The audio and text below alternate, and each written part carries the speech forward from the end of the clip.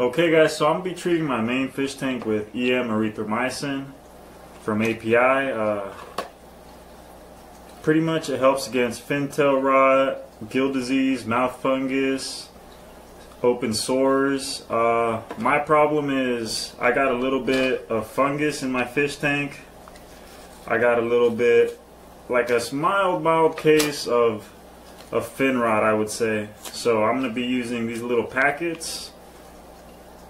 Just dump them into some aquarium water to treat my big fish tank. Would have been smaller in a or a lot less dosages in a quarantine tank, but at this point it looks like all my fish are affected to some extent, so this is what I'm going to be doing. I'm going to be treating for the amount of water inside the fish tank, not how big the fish tank is. I lowered the water level a little so I wouldn't have to use as much, but I still do have quite a bit of packets to use. I'm going to speed this up, that way you guys don't have to watch me do all this.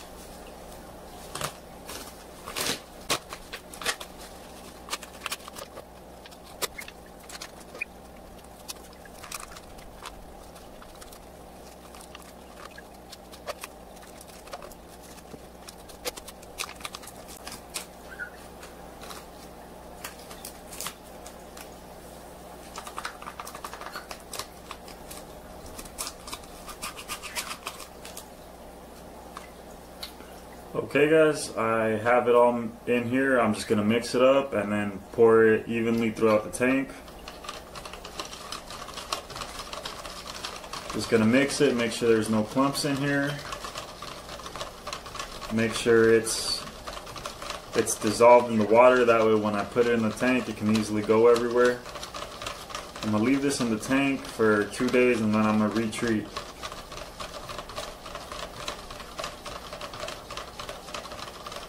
I don't think it's necessary to use this antibacterial medicine right now, but it'll definitely help, and I'm going to be going out of town soon, so I definitely want my fish to be at 100% before I leave. If I had a longer time, I probably wouldn't put this in. I'd continue treating the way I have been with pretty much just salt, but as of right now I got a mixture of salt in there and I'm going to add this in there. That way two things are going together against that bacteria and that tank gets cleared up. Like I said, I have a mild case of fish fungus and a mild case of Finrot. This should clear it up rather quickly. Okay, as you can see, it's pretty dilute. All I'm going to do now is mix it in and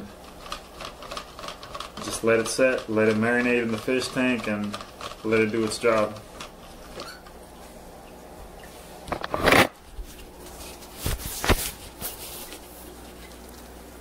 It's pretty dilute. I lowered the water level, and yeah, pretty much all I'm going to do is just go all around, make sure it gets everywhere.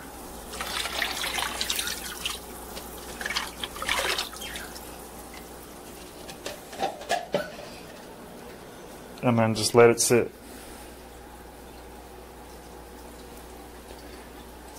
I'll give you guys an update on how this goes, and yeah, like I said, the main fish that I was having problems with is this guy in the mix right there, this peacock. I don't know if you can see, but his fins are kind of ragged. His it kind of tore a little bit. He's got a little bit of fungus on him as well. Not much, but enough for me to want to treat him. Very little spotting, but like I said, I'm going to be leaving, so I'd rather knock anything out of the water that I can right now and have this fish tank good to go, do a big water change before I leave, and don't have to worry about anything. As of right now, all the fish are doing fine. Like I said, I have been adding salt. I've been adding salt for about a week now. My pleco seems to be doing just fine. I know there's a lot of controversial topics about whether or not you should add salt to an aquarium with a pleco in it. I can't seem to find mine right now, but he doesn't seem to be reacting in any bad way. I'll give you guys an update soon and show you guys how everything went. You can see on the top he's got a little bit of fungus. He had some mouth fungus, but that salt cleared him up.